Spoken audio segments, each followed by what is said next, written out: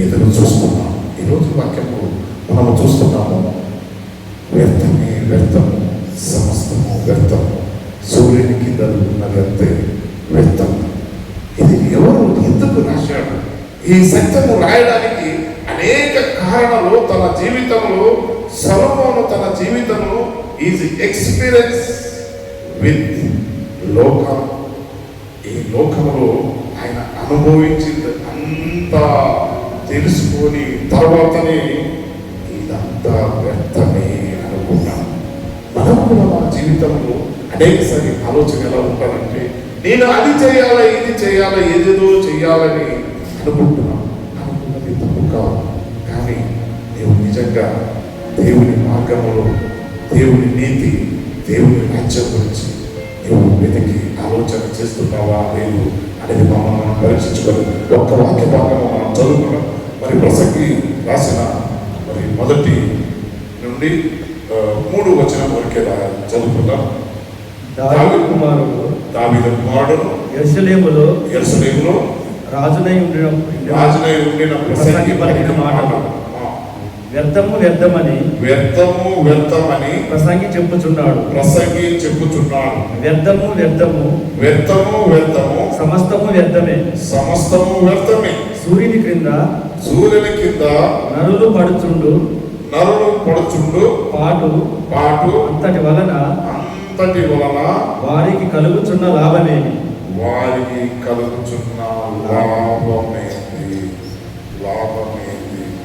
ప్రతి ఒక్క వ్యాపారస్తుడు, ప్రతి ఒక్క ఉద్యోగస్తుడు పని చేస్తాడంటే దానికి జీతం ఉంటుంది, దానికి లాభం గురించి ప్రయత్నం చేస్తాడు. కానీ సొలొమోను తెలుసుకున్నది సత్యం ఏంటంటే, నేను అన్నీ చేసినాను, నేను లోకంలో ఉన్నది అన్నీ సుఖించినాను, నాకు 700 మంది భార్యలు, 300 మంది ఉపపత్నులు, 1000 మంది భార్యలు కలిగి ఉండి అన్ని సుఖాలు, శరీర సుఖాలు అనుభవించినాను. కానీ దాంట్లో నాకు తృప్తికరమైనది నాకు ఏమీ దొరకలేదు. కానీ ఈ శరీర ఆశయాలను నెరవేర్చుకోవడానికి ఇవన్నీ ఆయనను కోరుకున్నాను. కోరినవన్నీ ఆయన జీవితంలో జరిగినాయి.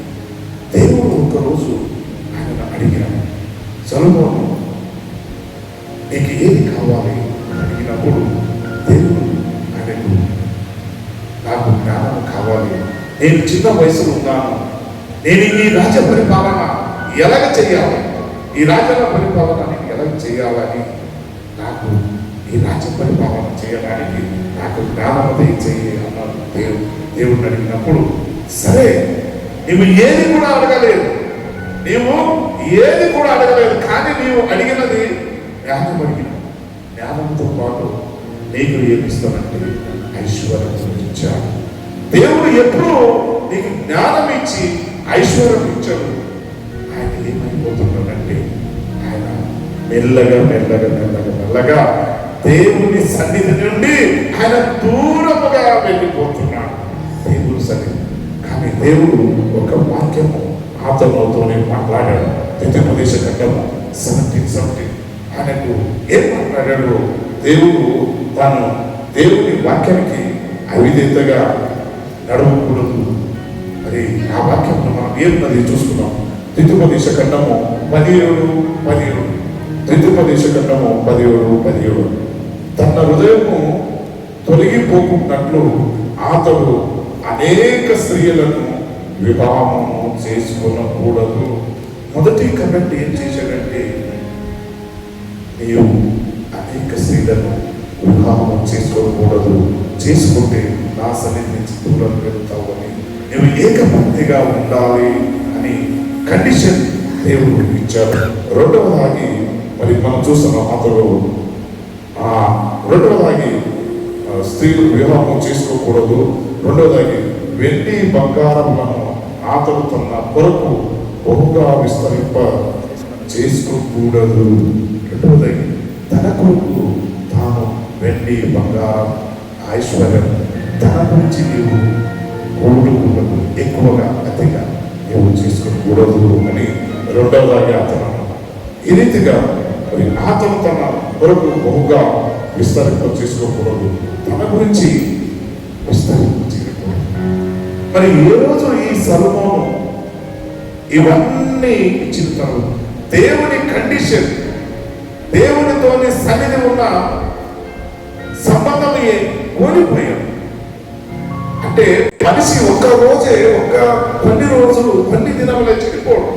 ఆయన దేవుని సన్నిధి నుంచి వెళ్ళిన తర్వాత కొంచెం కొంచెం కొంచెం సైతాను ఇమ్మీడియట్ గా చేయదు, కొంచెం కొంచెం ఆశ చూపెడుతుంది. సొలొమోను కూడా ఆయన ఆశ చూపెట్టింది. నీకు ఇవన్నీ ఇచ్చాడు కదా, నువ్వు ఎంజాయ్ చేయాలి. ఆయన మొదటి కొన్ని విషయాలు ఇచ్చాడు, కొంత ప్రారంభించాడు, తర్వాత ఇచ్చాడు, తర్వాత అదే రీతిగా వారి ద్వారా ఇవన్నీ ఇచ్చిన ద్వారా ఆయన ఏం చేశాడంటే ఆయన దేవునిని వదిలేసి ఈ లోకంలో ఉన్న అనేక దేవతలను వాళ్ళ భార్యల మాట విని దేవతలు కూడా పూజ చేయడానికి స్టార్ట్ చేశాడు. నేను ఆ దేవతలను పూజ చేస్తే మాత్రమే నీతో నేను కలిసి ఉంటాను, లేకపోతే నేను ఉండలేను అని ఆమె చెప్పిన మాటకి ఆయన లోబడాడు. ఈ రోజు ఆయన దేవుని మాట పడక ఆయన తన భార్య మాటలు లోబడాడు.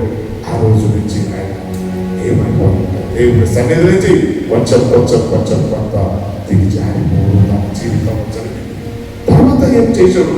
ఈయన ఇంత పెద్ద సొలొమోను మందిరము కట్టాడు.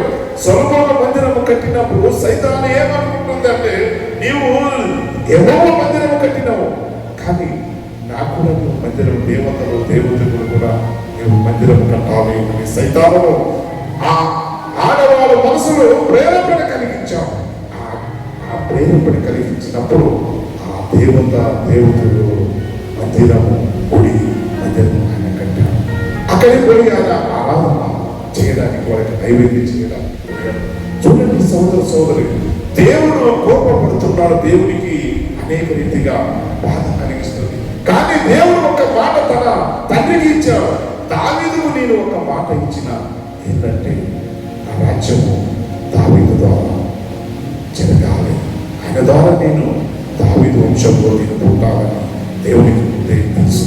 అందుకోసం ఆయన మరి చాలా ఓర్పు కలిగి దేవుడు మరి ఉన్నాడు. ఈరోజు రోజుకి ఆయన ఈ రీతిగా దిగిజారినప్పుడు మరి అనేక రీతిగా మనం చూస్తున్నాము. ఆయన మొదటిగా దేవుని వాక్యానికి, దేవుని కమాండ్మెంట్కి ఆయన అవిధేయుడాడు. త్వరగా ఎవరు కూడా చెడిపోరు జీవితంలో. మరి మనం ఎగ్జాంపుల్గా చూస్తున్నాము, మన నాయకుడు కూడా సంవత్సరం నుండి ఆయన మేము ఫాలో చేస్తున్నాము.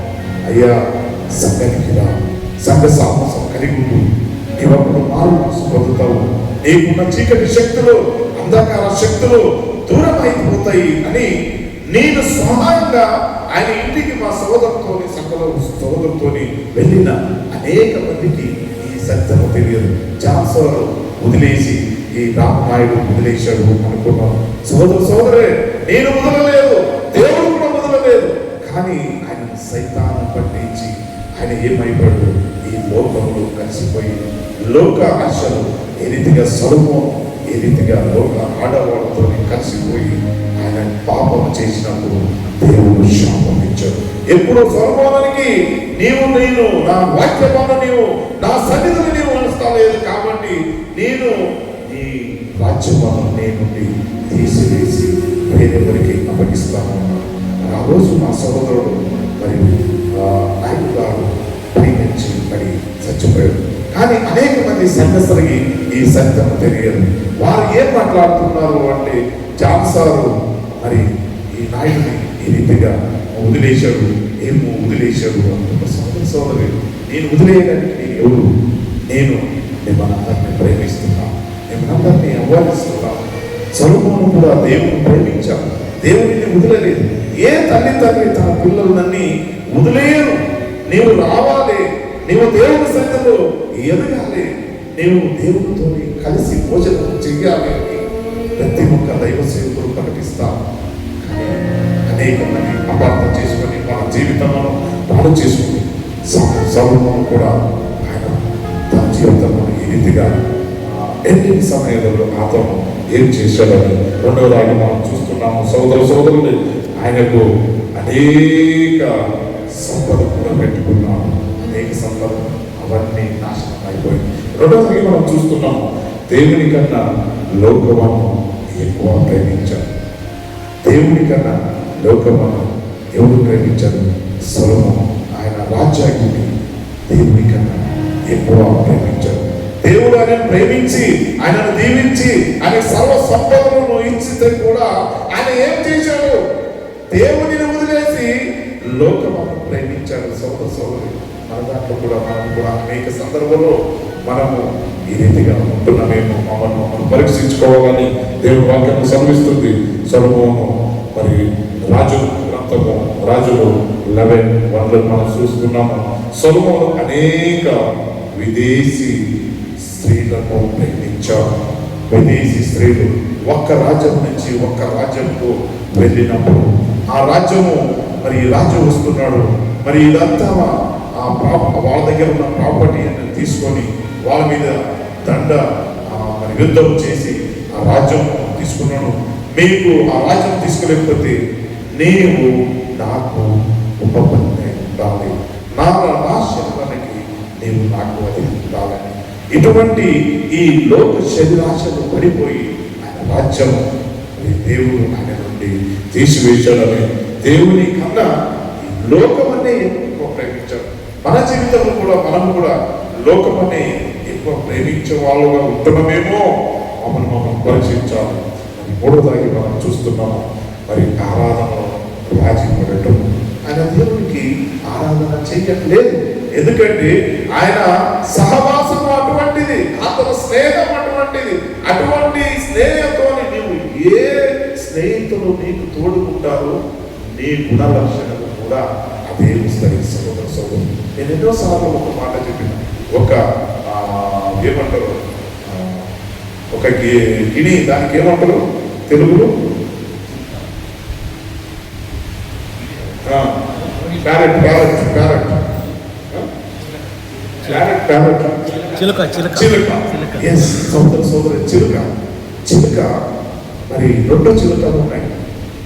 ఒక చిలుక కటిక దగ్గర ఉంది, కటిక దగ్గర ఒక చిలుక ఉంది. సాగు తీసుకునే లేదు. రెండు చిలుక, ఒక చిలుక కటిక దగ్గర ఉంది, ఒక చిలుక మంచి దైవ సేవకుల దగ్గర ఉంది. వాళ్ళు వచ్చిన వారికి దేవుని సేవకుల దగ్గర ఉన్న చిలుక ఏముంటది? రండి రండి రండి, మీరు ఉండి రండి, ఆశీర్వాదం పొందండి, దేవుని ఆరాధించండి, మీరు మంచిగా ఉండాలి, మీ కుటుంబం బాగా ఉండాలి అని అది ఆశీర్వాదం పలుకుతుంది. కానీ ఇంకొక చిలుక కటిక దగ్గర కట్ అంటే కొట్టండి, చంపండి, సావండి, కట్టండి, కొట్టండి కొట్టండి అంటారు. మరి ఇది అంటే సహవాసం అంత ఫలం. అది నేర్చుకున్నది వేరే, ఇది నేర్చుకున్నది వేరే. ఇది అందరినీ దీవిస్తుంది, ఆశీర్వదిస్తుంది. ఆఖరికి ఏం చేస్తుంది? అది వచ్చిందని చంపండి, వచ్చిందంతా ఏం తెచ్చుకుంటున్నా కొట్టండి, చంపండి, పడేయండి. మరి ఇది మరి సోదరి జీవితంలో మనము ఆరాధనలో మరి ఆరాధనలో దేవుని సన్నిధిలో ఉంటున్నామా? అనేక మంది మరి ఆరాధనలో రావడానికి ఇష్టపడరు. ఎందుకు ఇష్టపడరు అంటే వారు దేవుని ప్రేమిస్తారు, లోకమని ప్రేమిస్తారు. అంత సొలొమోను రాజు మరి దేవుడు ఆశీర్వదించాలని దూరం అయిపోవడం, మరి మామూలు లెక్క ఆలోచన ఏమైంది? సోదరు దేవుడు ఆయనతో మాట్లాడిన మనిషినే ఇంత దూరంగా వెళ్ళిపోయాడు అంటే మరి దాని పరిస్థితి ఎలా ఉంటుంది? ఈరోజు మీరు పరీక్షించుకోవాలి, ఈరోజు అనలైజ్ చేయాలి. మరి ఆరాధనలో రాజుల గ్రంథం 11:4 అతను భార్యను అతను హృదయము ఇతను దేవత వైపు తిప్పాను, అతని హృదయము యెహోవా దేవుని యందు సంపూర్ణముగా ఉండలేదు. ఆయన హృదయము దేవుని సన్నిధిలో, యెహోవా దేవుని సన్నిధిలో సంపూర్ణంగా ఉండలేదు. మరి దేవుడు ఆజ్ఞ ఏమిస్తుంది? దేవుడు ఆజ్ఞ ఏమిస్తుంది? నీ పూర్ణ మనసుతోని, నీ పూర్ణ ఆత్మతోని, నీ పూర్ణ బుద్ధితోని, నీ పూర్ణ శక్తితోని నన్ను నీవు ఆరాధించు అన్నాడు. కానీ ఆయన లోక ఆశ కలిగి లోక దేవతలను వాళ్ళు నిర్మించుకున్న దేవతలను వాళ్ళు ఆయన ఆరాధిస్తున్నారు. అనేక మంది మన జీవితంలో చూస్తుంటున్నాము. మరి లోకం ఆశ, లోక శరీరాశ, ఇవన్నీ ఆయన స్టడీ చేస్తా వస్తున్నాడు. ఆయన జీవితం అంత ప్రాక్టికల్ అనుభవం, ప్రాక్టికల్గా అన్నీ చేస్తున్నాడు. ఈ ప్రసంగి గ్రంథంలో ఓన్లీ 12 అధ్యాయాలు ఉన్నాయి. నేను చదివినప్పుడు లాస్ట్కి ఆయన జీవితం ఎలా ఉండేది అన్నది మరి లాస్ట్గా మనకి ఫైనల్గా చూస్తున్నాం. అతను అనేక దేవత మందిరము కట్టించాడు. ఆయన సొలొమోను ఓన్లీ ఇది ఒకటే మన మందిరము, యెరూషలేము మందిరం ఒకటే కాదు. ఇక మనం చూస్తున్నాము వాక్యంలో అతను కెమాస్, మాలోక్, మధుమైష్ దేవతలను ఆలయంలో కట్టించాడు. వాళ్ళ భార్యల మాటలు విని వాళ్ళ విగ్రహారాధనకి బానిస అయిపోయింది. సోదరు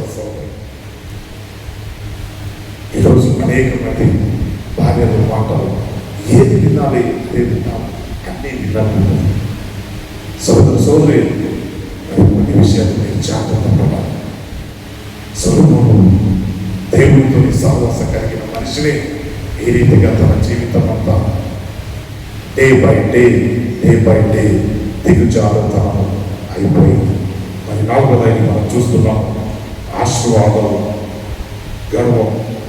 ఆశీర్వాదాల గర్వం. దేవుడు సొలొమోను జ్ఞానం, సంపాదన ఇవన్నీ ఇస్తే ఆయనకి ఏమైంది? గర్వం వచ్చేసింది. ఆయన గర్వం వచ్చేసింది. ఆయన దేవుడు కంటే మర్చిపోయాడు. ఆయన ఇచ్చిన సంపదలో దేవుడు నీవు ఏం ముట్టుకుంటావు అది బంగారం అవుతుంది అన్న లెక్కలో ఆయన ఏ పని, ఏ రాజ్యం మీద వెళ్తే కూడా ఆయన జీవితం పొందాడు.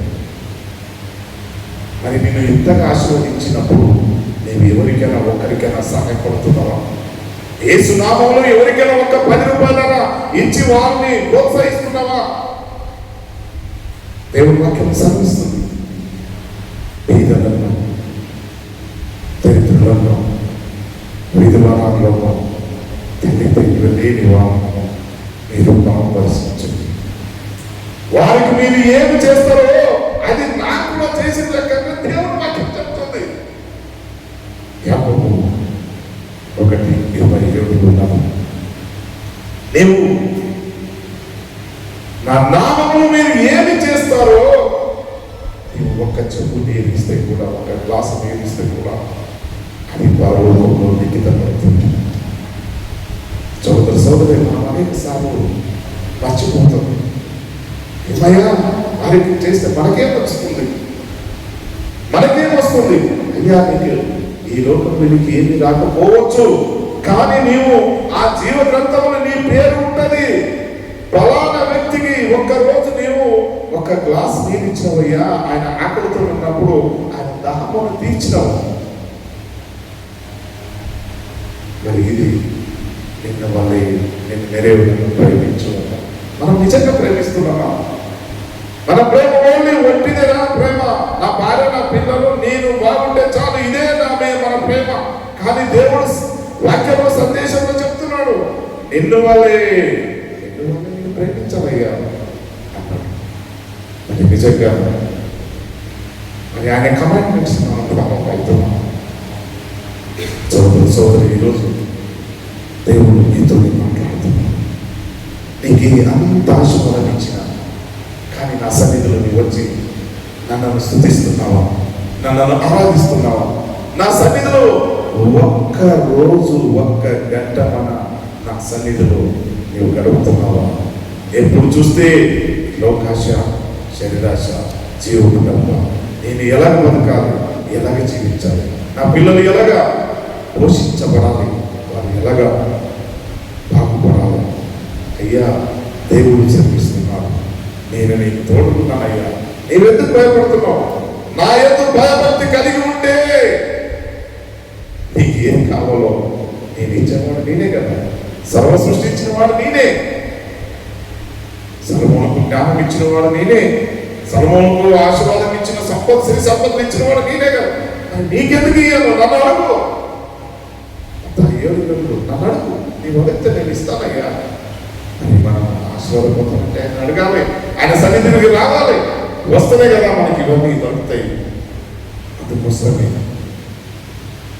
మనం చూస్తున్నాము. సామెతలు 18 మనిషి ఎప్పుడు కూడా గర్వం చాలా డేంజర్, గర్వించకూడదు. సామెతలు 16:18 నాశనకు ముందు గర్వము నడుచును, నాశనకు ముందు గర్వము నడుచును, పడిపోవటకు ముందు అహంకారమైన మనసు నడిచను. సోదర సోదరి, ఇది ఎప్పుడు ఆయనకి అహంకారం వచ్చింది. నేనే అని సొలొమోనుకి అహంకారం నచ్చింది. దేవుడు నచ్చాడు, దేవుడి సన్నిధిలో ఆరాధన మర్చాడు. మరి దేవుడు చేసిన మేలు ఆయన అన్ని మర్చిపోయాడు.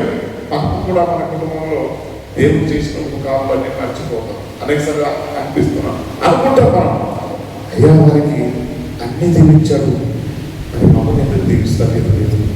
నేను నిజంగానే దేవుడి సన్నిధిలో వస్తున్నా కదా, నన్ను ఎందుకు దీవిస్తలేదు?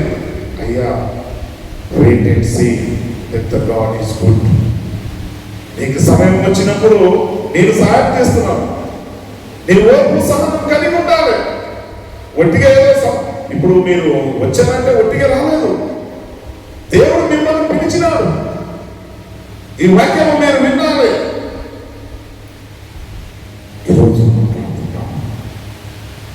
ఈరోజు గర్వం వచ్చింది, అది పడిపోవడానికి. సొలొమోనుకు గర్వం వచ్చింది, దేవుడిని మర్చిపోయాడు. తండ్రి దావీదును మర్చిపోయాడు. ఆ తండ్రితో మాట్లాడినప్పుడు ఇది దేవుడు పని చేయాలి, ఇది సొలొమోను ఈ రాజ్యం ఈ మందిరం కట్టాలి, కట్టించాడు, అన్ని నిలిచాడు, అయిపోయిన పని ఇంకా వేరే విషయంలో వెళ్ళిపోయాడు. అందుకోసం అధిక బుద్ధి ఏమైతుంది? పిచ్చమైపోతుంది. అధికంగా ఆలోచన చేస్తే కూడా ఆరోగ్యం పాడవుతుంది. అధికంగా ఆలోచన చేసినప్పుడు బీపీ, షుగర్, బ్లడ్ ఏదో జరుగుతుంటాయి. అందుకోసమే దేవుడు ఏమంటున్నాడు? నీవు చింతించొద్దయ్యా, నీ చింత యావత్తు నా మీద వేయండి. మీ మీద వేసుకుంటే మీకు రోగాలు వస్తాయి, మీకు అనేక రీతిగా బాధలు వస్తాయి, కష్టాలు వస్తాయి, అనేక రీతిగా శరీరం మిమ్మల్ని రోగాలకు పాలు చేస్తారు. అందుకోసమే మీరు చింతించొద్దయ్యా, నీ చింత యావత్తు నా మీద వేయండి. అయ్యా, మా బాస్ చింతలు ఉన్నాయా? మరి చింతలు లేని వాళ్ళు ప్రపంచంలో ఎవరు? ఎవరికి చింత లేకపోతే ఆయన మానవుడే కాదు, ఆయన పిచ్చోడు. పిచ్చోడికి ఏం చింత ఉంటుంది? ఆయన రోడ్డు మీద ఏం పడుతుంటాడో ఆయన కూడా. కానీ చింతించాలి. దేని గురించి చింతించాలి? ఆయన ఈ చింత యావత్తు నా మీద వేయండి. మొదటి నా నీతి, నా రాజ్యం గురించి, నేను ఆయన గురించి నేను ఏం చెయ్యాలి? ఇన్ని సంవత్సరాలు సంఘానికి వెళ్తున్నాను, సంఘం ద్వారా నాకు ఏమైనా ఉపయోగం ఉన్నదా? ఒట్టిగా గుడ్డిగా వెళ్తున్నాను. సంఘము, నేను సంఘానికి ఏం చేస్తున్నా? సంఘము మీకు చేసేది కాదు, సంఘానికి నేను ఏం చేస్తున్నా? దేవుడు అదే అడుగుతున్నాను సొలొమోనుకి. నీవు నా గురించి నీవు ఏం చేస్తున్నావయ్యా? నీకు నేను ఇది అన్నీ చేసిన, కానీ నా గురించి నీవేం చేస్తున్నావు? నీకు ఐశ్వర్యం ఇచ్చిన, అంతస్తులు ఇచ్చిన, మంచి ఆరోగ్యం ఇచ్చిన, నేను అన్ని ఇచ్చిన, కానీ నా గురించి నీవు ఏం చేస్తున్నావు? అప్పుడు అయిపోయిన సోదర సోదరి, ఈరోజు అనేక రీతిగా మనం చూస్తున్నాం. దేవుని తీర్పు ఎలా ఉంటుంది?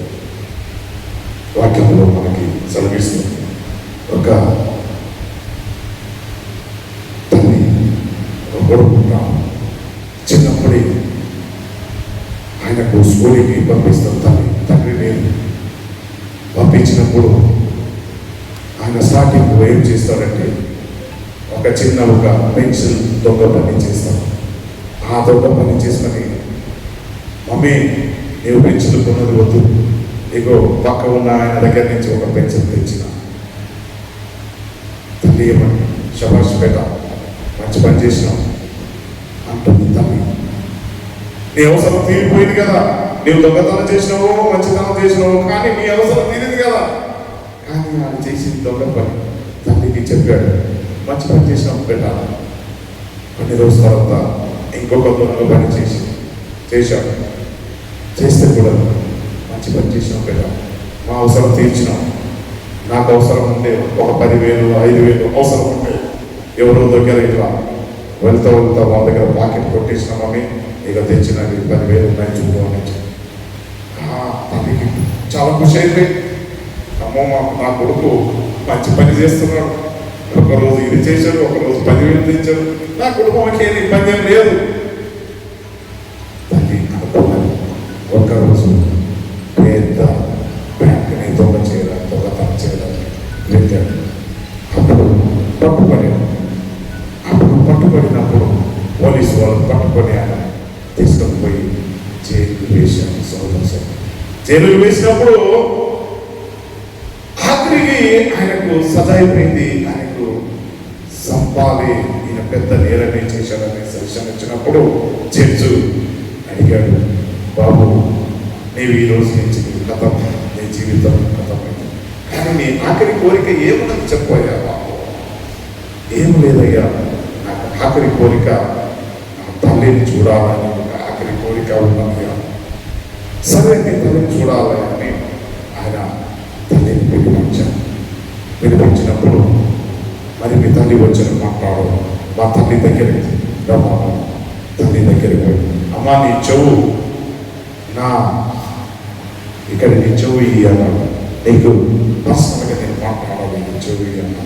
తల్లి ఇట్లా సీక్రెట్గా మాట్లాడతాడు, ఏమో కొత్త విషయం ఏదో చెప్తాడు ఆశ కలిగి ఆ చెవు ఆమె చెప్పబోవడానికి చెప్తాడేమో అనుకుంటే ఆయన చెవు పట్టి గట్టిగా కాటు వేసింది.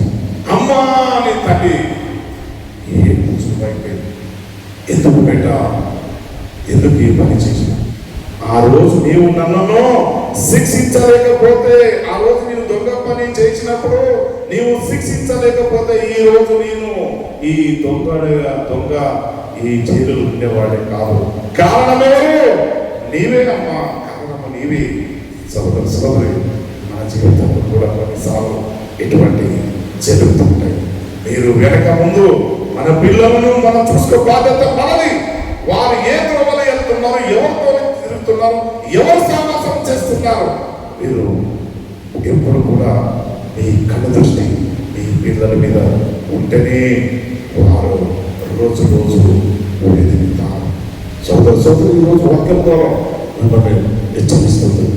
దేవుని తీర్పు ఏమన్నా లాస్ట్కి దేవుని తీర్పు సరేయ్యా ఇవన్నీ చేసినాం, మరి కన్క్లూజన్ రావాలి కదా, ఏదో ఒకటి ఎండ్ కావాలి కదా జీవితంలో.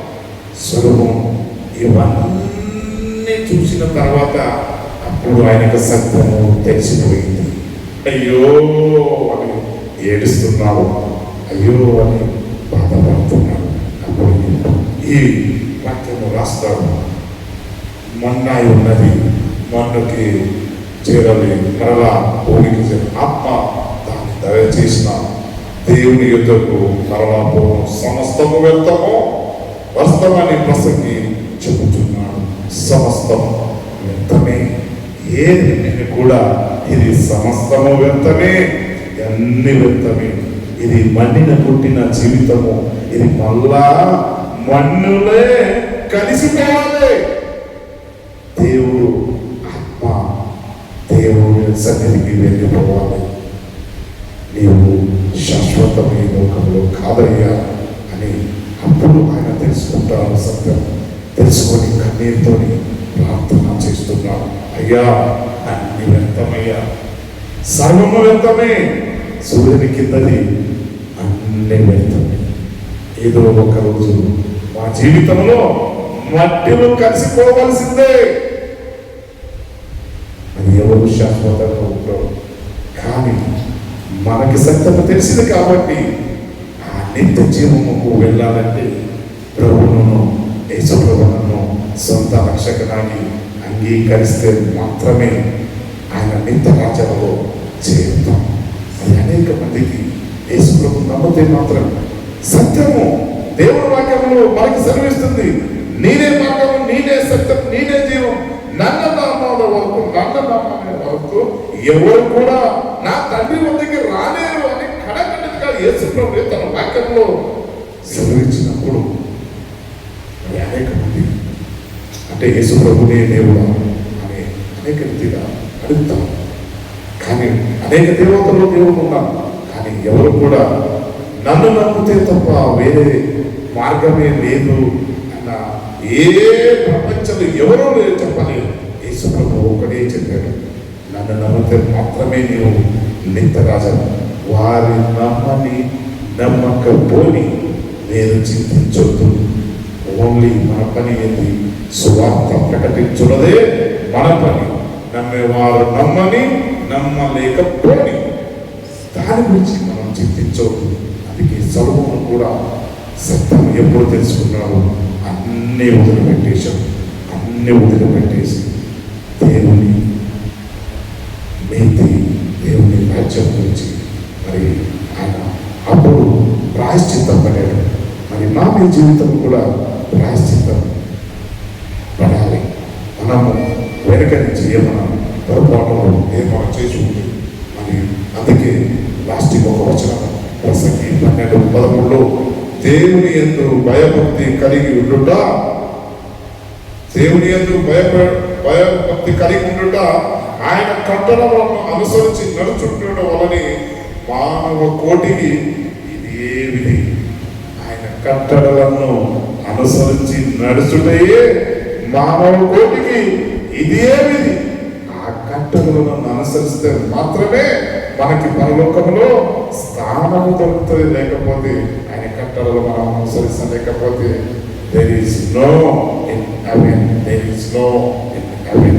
మనం ఏ లోకములే మట్టిలో పోవాలి, నరకానికి వెళ్ళాల్సి వస్తుంది. ఈరోజు దేవుడు మిమ్మల్ని హెచ్చరిస్తున్నాడు. దేవుడు మిమ్మల్ని, మీ కుటుంబము దేవుడు దీవించి ఆశీర్వదించుగాక.